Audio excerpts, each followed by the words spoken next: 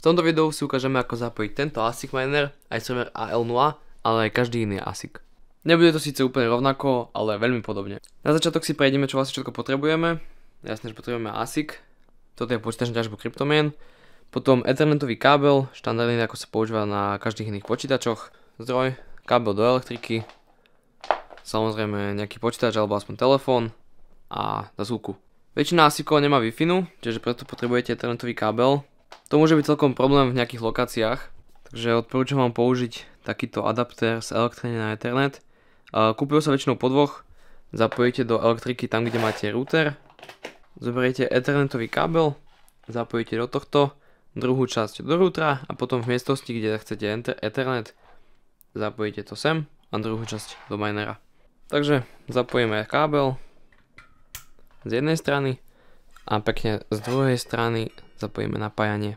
Inak taký menší typ, keď tie počítače dáte takto na bok, majú trošku lepšie chladenie, pretože majú lepší prístup ku vzduchu. Takže zoberieme napájací zdroj, z neho konektor a zapojíme do minera. Presne tak. Teraz ku zdroju pripojíme kábel. Tak, a toto zapojíme do elektriky. Teraz na mineri by sa mala rozsvietiť aspoň nejaká kontrolka. Pri týchto iServeroch to sú väčšinou tieto dve červené svetelka. Vnútri ešte jedno modré, ale to asi teraz nebude vidno, lebo je dosť slabé a počkáme takých 30 sekúnd až 1 minútu, kým sa rozbehne ten počítač, kým vlastne zistíte, čo sa deje. To zistíte tak, že sa začnú točiť ventilátory, alebo jednoducho chytíte počítač, ak bude teplý. Teraz už vieme, že počítač beží.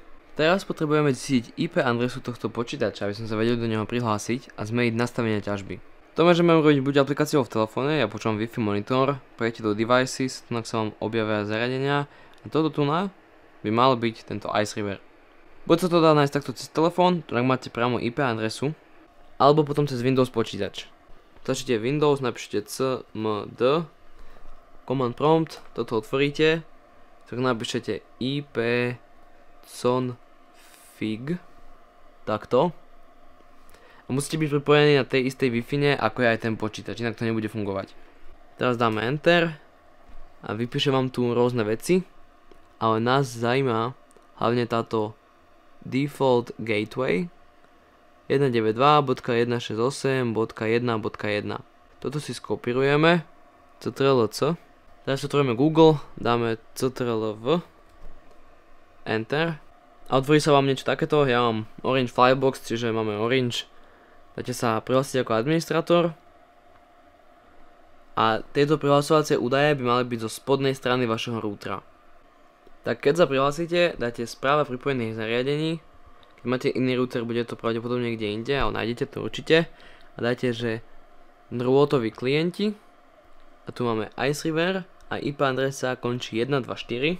Tak ako to bolo aj v tom telefóne, hej, 124. Čiže to je tento počítač.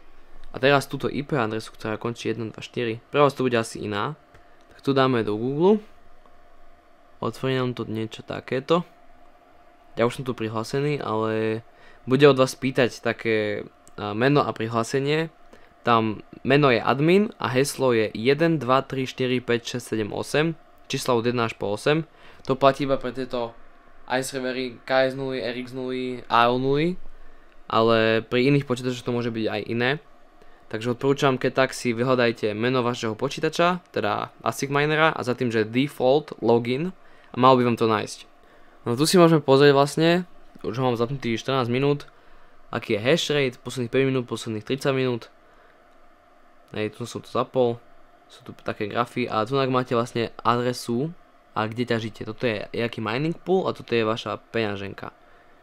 Potom máte tu nejaké teploty, otáčky ventilátorov a tak ďalej, ale nás bude zaujímať hlavne toto mining setting a tu je vlastne tá pool adresa. Ja používam Hero Miners väčšinou, takže to by som aj vám odporúčal.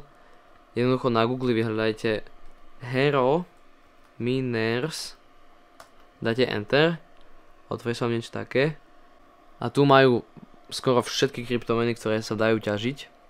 Takže nájdete si to, čo chcete ťažiť, čo ja viem, Kaspu. Kliknete na to a otvorí vám to niečo takéto. Tu na vrchu dáte Start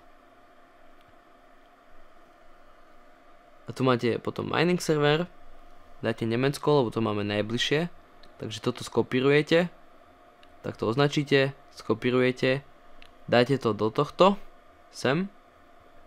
Toto Stratum plus TCP zostane a to za tým zmeníte toto, čo je tu, a potom port, podľa toho, že aký máte počítač, počítač, ASIC miner, chápeme sa. Tak čo ja viem, kebyže mám nejakú KS5, tak na konci tam deleno 1, 2, 10. Hej, ako ja mám tu teraz mám, hej, toto je AL0, čiže ona ťaží Alefium, takže na tomto kaspu nemôžem ani ťažiť. A na konci mám 2.1.21, tak kebyže mám nejaká KS5, tak vymením toto za de.kaspa herominers a potom tam dám 1.2.10 za tým. No, ale vždycky na začiatku musí byť toto Stratum plus TCP. Bez toho vám to nepôjde. A potom toto wallet lomeno worker, tu jednoducho musíte dať svoju adresu peňaženky. Každá kryptomena má svoju peňaženku, jednoducho si vyhľadajte meno kryptomeny a za tým wallet a vytvorte si peňaženku a potom tu si napíšte tú vašu adresu, na ktorú vám môžu ľudia posielať peniaze. Teda tie kryptomeny.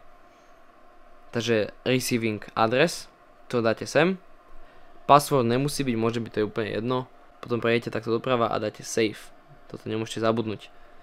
A to je celé. Miner je nastavený a bude vám ťažiť a každých pár minút alebo hodín, podľa toho ako si nastavíte tento mining pool, tak často vám prídu tie kryptomeny na na účet, na valetku, ako si vytvoríte. Potom tu na spodku, keď si dáte tú svoju peňaženku, tak môžete ju sledovať. Dáte lookup a vám to napíše, koľko je pripojených zariadení, aký má hash rate a tak ďalej. Takže tak, to bude všetko pre toto video. Ak sa vám páčilo, dajte like a odber, kúpte si niečo z našeho webu a zatiaľ sa majte a čaute.